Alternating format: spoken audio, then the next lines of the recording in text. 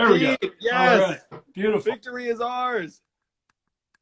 Hope you're keeping well. Doing It's all the right? gram, man. The gram's good. Yeah, yeah. Things are good over here. Uh, yeah, the family's good. Learning a Good. lot about my kids, which means I'm learning a bit about myself. I'll bet. How are you doing the kind of homeschooling division of labor at home? Oh, well, my wife's a rock star. We have Yes. them logged in for at least a number of hours per day. But the annoying thing, Pete, I don't know if anyone has told anyone this, but like your kids log in, but then they just drift off because nothing is keeping them actually there. So they'll literally just get up and like walk away and like go try and get some gummy snacks or whatever. So there has to be an adult somewhere in the vicinity making sure that they don't just stray because they're 4 and 7. Right. And our 7-year-old is on the spectrum, and so he's That's hard right. to corral in one place. But generally, things are good, and I'm super grateful to the teachers because the teacher is bad for the parents. I gotta say, if you're a Yeah. teacher, and imagine trying to teach a group of kids, and then just the kid like wanders off, then you have to, and you can't even do Well, it anything gives you a about whole it new 'cause they're like, appreciation for the classroom management that they do every day, right? Because even in person, it's challenging to hold their attention. But yeah, it must be a whole nother level of challenge when it's they're remote. saints because all I know is if I was trying to teach kids and then just like wandered off, I would just be like, oh, like all the time. So they just like stay so positive and supportive. I'm sure when the class ends though, they're like, phew, because it's a lot of work for them. No kidding, yeah, and I think hopefully we learn on the back end of this how to have new ways to integrate in-person and virtual learning. But I think one of the things we're learning is just how long the way we have to go before e-learning really comes into its own in America. So hats off to you for negotiating that at home and navigating it all. Well, hats off to the teachers. Every day is Teacher Appreciation Day. Let's get the teachers a raise. I think Amen. your family, like your one of your parents is a professor, right? Did I make that up? That's right. Yeah, both of them. So I grew up with educators, and then I married Chaston, of course, as a teacher. So I've always been surrounded by educators. And you're right. I mean, it's Teacher Appreciation Week this week, but we should always be doing more and making sure we're showing that support because I think the profession is showing just how much it deserves to be taken more seriously, which is of course something that you and I both talked about a lot on the campaign trail, and rightly so. And this is the first time we've been in touch a little bit, but this is our first chance to catch up really since both of us were campaigning. So I'd love to learn a little more about just how you're. I know for us, it feels like we went through this period where by the end we would celebrate just if we're going to be in the same hotel 2 nights in a row because that felt like being a little more normal than usual. And suddenly we're practically on a kind of house arrest here. It's just a total shift in life. Do you feel like you've had a chance to look back and put the campaign in perspective, or are you still kind of digesting and coming off of that flow? I think I'm a little bit like you, Pete. I still have no idea what happened, genuinely.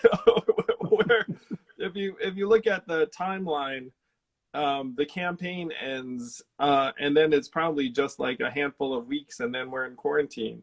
Yeah. So it's still really unclear what the new normal would be, because the new normal has just been, hanging out in the house, trying to keep the kids in front of a screen for X hours a day, and then, so I feel you. I feel like you and I can relate to a set of experiences that only a very small handful of people have ever had.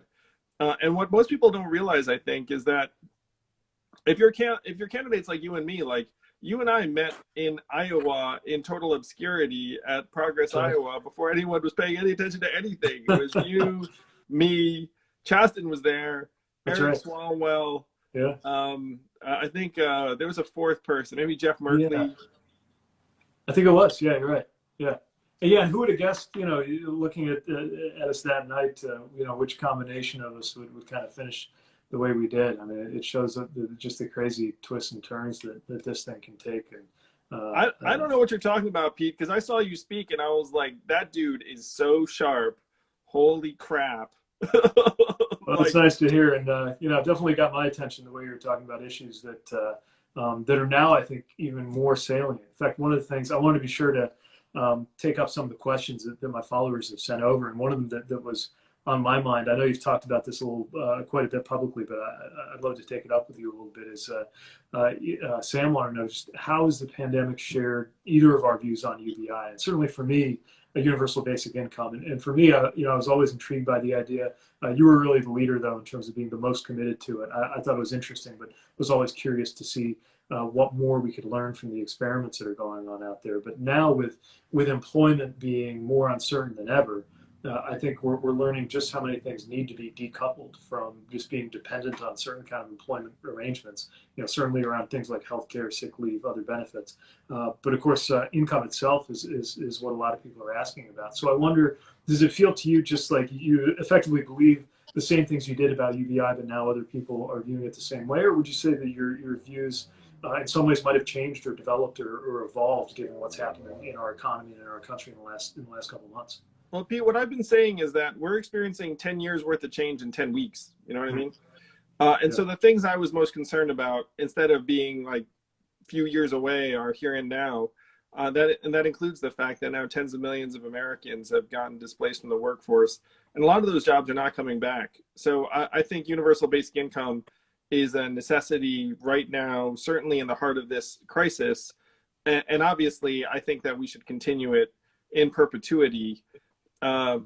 So yeah, like this has just made my commitment all the more immediate and urgent. The other issue that you've been really out front on, and unfortunately it's become really really disturbing and really central, is and we got a lot of questions about this. Christine is one of them. She said, Trump has incited so much racism toward Asians during this time, and I know you stepped up to combat that. Can you talk a little bit about your efforts and maybe what you think is most effective in making sure we just draw a line that says that, of course, any racism is unacceptable, and this kind of resurgence in racism directed at Asian Americans has absolutely no place in the way that our country should be dealing with this emergency? Now, Pete, I appreciated your amplifying that message, and the racism and the assaults against Asian Americans, it's just been heartbreaking, and I certainly feel it, because like when you go out there with a mask on and you have an Asian face, like you can tell that people are lingering when they look at you, and friends and family have experienced worse than dirty looks. There are people that are afraid to leave their homes in the Asian American community. So it's a terrible effect of this crisis. And I agree that Donald Trump has made it worse by trying to racialize this virus, saying it's a Chinese effort to distract from his own failures. And the thing that we have to try and drill into everyone's heads is that there's a Chinese government, and then there's the Chinese people, and then there are Asian Americans, completely different groups of people. And Asian Americans are just victims of this crisis, just like anyone else. Many Asian Americans are on the front lines trying to keep our relatives alive. And I will speak for many Asian Americans where we're pissed off at the Chinese government too. I mean, like we're just like you. We're like sitting in our houses, like, thinking what could people have done better, and that does begin with the Chinese government. Yeah, and one of the challenges is, I think we really have to be ready to face a challenge from China and step up. I had a piece over the weekend in the Washington Post about my view that China, especially that the Chinese government, is actually rooting for another Trump term, because the more dysfunctional and divided and chaotic things are here in the U.S., the more a lot of those more aggressive economic and geopolitical ambitions that Beijing has will be advanced. But I think we've got to make really sure that even if there is going to be, frankly, more tension in the years to come in terms of the U.S.-China relationship, that it is abundantly clear that there is zero place, precisely because this is a contest largely over values, right? That in our multiracial, multi-ethnic, pluralistic democracy, there's no place for that kind of racism and racialized mistreatment. And it's just one more reason why we've got to defeat this president, right? So one other question that I thought was interesting that I have some thoughts on, but I'd love to hear yours. Cecilia said, you both had appeal beyond typical Democratic voters. And she wants to know, how do we capture that in order to win in November? I don't know about you, Pete, but I thought I'd be on the trail campaigning for Joe right now in Yeah. Michigan or Wisconsin or Pennsylvania. So to the extent that you and I appeal to folks who need to get won over to Joe, then we need to work on it. And I know I'm actually, like, I know my supporters, there was one poll that said 42% did not plan on supporting the Democratic nominee. So I think of the candidates, I have the most work to do.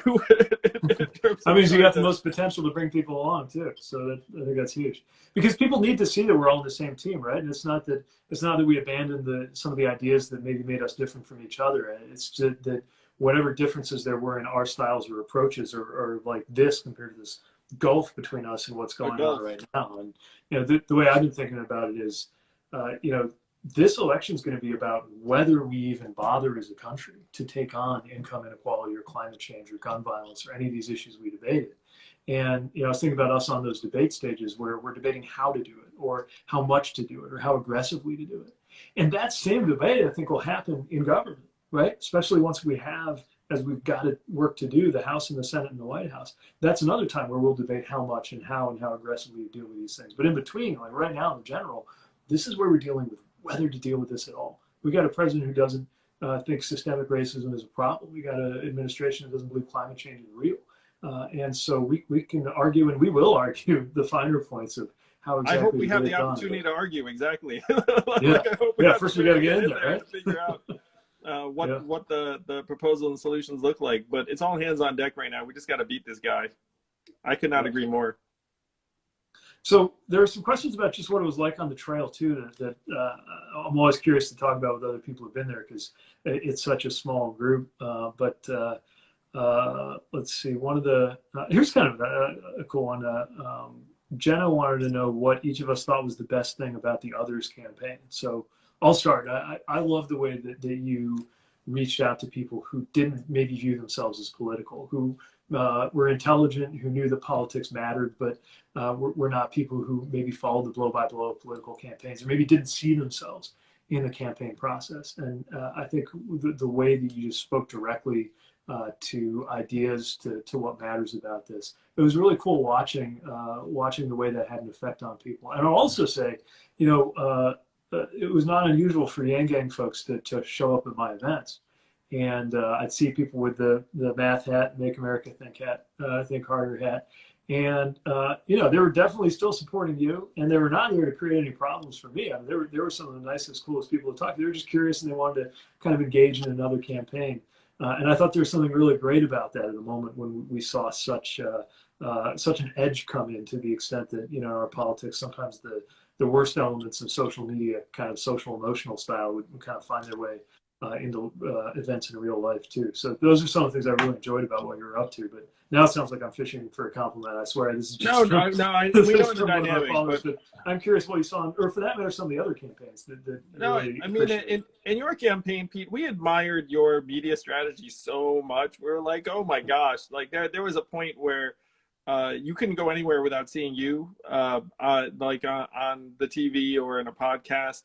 And we were blown away. We thought, it's like, wow, like he and his team, like Liz Smith, like is friends with some of the people on our team. And we just admired the heck out of your organization, and the fact that you had so many of those organizational values that were embedded in the campaign team. The fact that you were very data driven in terms of how you operated, and yet you still had these values that folks could all recite.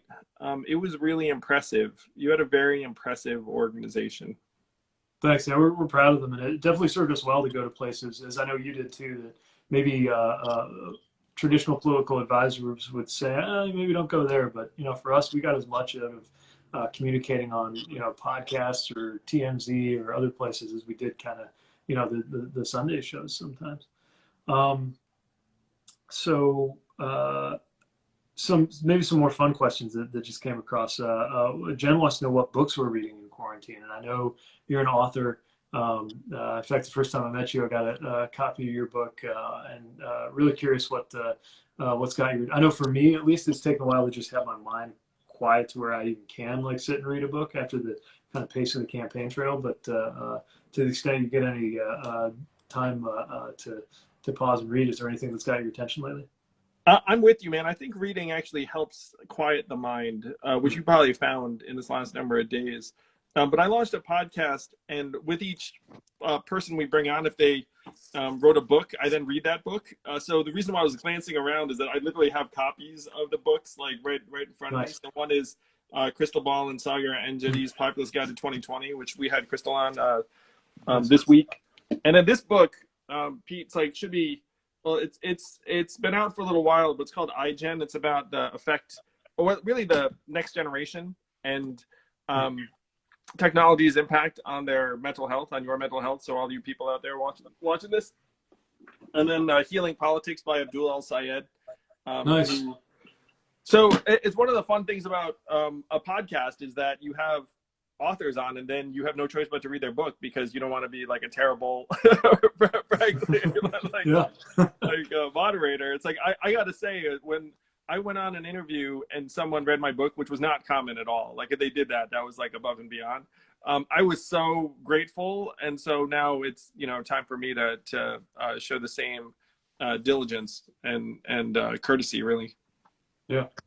One thing I really missed on the campaign was the ability to read. Although we got a little bit, I was just going back to this was my friend on the campaign trail, and I'm still working my way through it. But there's a new volume, relatively new volume in the life of Lincoln. You can tell that Truman, our dog, actually, I kept it too close to some beef jerky, I think, in my briefcase. I came home one day and the dog kind of ate the face off of. But this is a really interesting book because this entire brick of a book just covers the years between 1856 and 1860. And it was a really dark time, of course, in America, headed toward the Civil War. And when I'm looking for consolation about the bleak and divided moment we're in, there's a lot to look at in terms of it definitely having been worse, in terms of how scrambled our politics was. And then so this is all before Lincoln even becomes president. In fact, first 150 pages, they don't even get to Lincoln. It's just about the political environment, what's going on. Really, really interesting. And then there's a book that came out while we were running, but I didn't get a chance to read it much, on the public option, which I think is interesting because it's not just about healthcare. So, whatever you think about the right answer on healthcare, it's worth remembering that there are a lot of areas where a public response or an optional public solution could make a difference. Postal banking, I know, is an idea that's gotten a lot of attention. Public options for 401ks. You could argue the library is kind of the public library is the original public option. And so from a progressive perspective, now especially at a moment when we've seen all the problems happening in the private sector, it's worth thinking about other places we could apply that. Libraries are among the most trusted institutions in American life at this point. When you look at like who people actually will believe, it's like librarians are really high. Love the local library. You read it really. So. Yeah, you sound like a student of history, Pete. And I sense that about you, actually. Like, you always seem to be drawing upon these, like, greater themes and narratives. I try to, because, you'd like to believe that we can learn from the past, but there's also no going back. And one of the things I really admire about you is how you think so much about the future. And I think what we have to do now is be informed by how we got here, but recognize that there's no going back. Even if it were possible, it wouldn't be desirable to go back to the old normal. So we got an amazing window right now, and I'm really glad that you're continuing to be a thought leader out there. I know you're coming up against another commitment, so I'll respect your time. I know we got to step out, but any last thoughts? No, I've got another couple of minutes. I'm going to squeeze it out. This is more fun than whatever else I'm going to do. Well, here's another fun question. Quinn said, I love how you both shared your families during the campaign. What's your best piece of marriage advice? And I love getting to know Evelyn on the trail, and she stepped forward in a really brave way as a figure. We ask so much of our spouses when we hit the trail with them. What would you offer by way of response on marriage advice, or maybe what you learned about your marriage through that race? Well, I'm really grateful to Evelyn on so many levels. I. joked, I've been happily married now for 9 years, which makes you an expert on being married for 9 years. But I mean, I think the biggest piece of advice really uh, is that you have to prioritize being together more than being right. Mm. That's really it. It's like there is no right or wrong. It's just together. And like if you can get to that point, then uh, then the relationship becomes like more important than whatever you're dealing with at that moment. And it's easier said than done, frankly. Like I'm someone who like feels very uh let's say like I have a firm sense of right and wrong, and Mm. so just being able to say, well, like the relationship like transcends like like who's right or wrong in a particular situation actually took me a lot of time to get there, and it involved when we had our first child, which I hope you and Chaz have a dog, which is like what we did. We had like training wheels for the kid in the form of a dog. But then after you have a child, like it tests your relationship in new ways, Of course. and then it's so that's when I think I truly grew as a partner, really. That's really powerful. There's a lot of wisdom in that. I'm going to think about that because I hadn't heard it put in those words, but that's so important. And it's an example of how sometimes we grow in terms of just what we're able to put away or kind of relax on in our own kind of minds or our own stubbornness. And that's definitely been a part of how being married to Chasten has been such an important thing that compelled me and helped me to grow.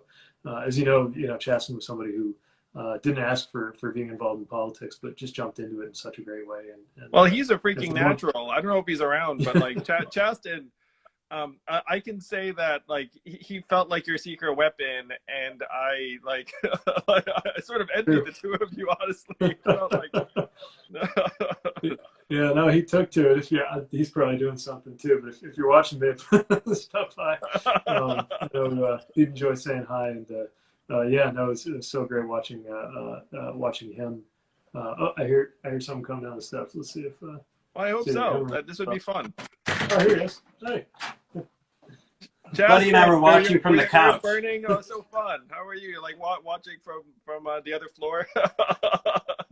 Yeah, I was trying to keep Buddy quiet downstairs. Oh, well, it's good to see you. Like I was saying to Pete, that the thought of the two of you together during this quarantine actually makes me happy. Like I feel like the two of you are making up for lost time. Yeah. That's how it feels. But it is nice to be able to come down. It's 100 miles an hour to zero, but we're lucky that we have separate rooms, so can get reacquainted, but on our own time. If you followed his Instagram, he's turned the attic into a proper studio space. I kind of envy it. I'm trying to look dignified with my books here. Yeah, you need some plants. Oh, nice work. Filling some gaps. Oh, the bookshelf, it works for you, Pete. Like I don't even think I have that. I don't know what's behind me. I'm like blind. We'll send you a book. Yeah, I Take need care. a few. Justin, good seeing you. Pete, let's do this again. This was a lot of fun. I love it. Same here. Thanks for taking some time. And let's team up to freaking beat this guy come the fall. Like, I know you're the same as I am where anything Joe needs us to do, let's freaking do it. That's right. We've got, it's not just what we're up against. It's what we have a chance to do. I think, Joe's right on that the soul of the nation is at stake right now. And we have a chance, not just in terms of policy, but in terms of the moral message that the presidency can send. This is a time we've got to be determined to come together, and hopefully I will get to see you out there on the trail in person one of these days too. Hopefully soon, and next time we'll do it in your Instagram because I owe you that. Sounds good. We'll figure it out. We'll do it on yours. No, thanks for adjusting on the fly. Appreciate it. It's great seeing you. Great seeing you too, Pete. Give all our best to Evelyn and the kids and everybody in the Yang Gang out there. It's great being with you. Thank you, Team Pete. See you all soon. Hopefully in person. All right.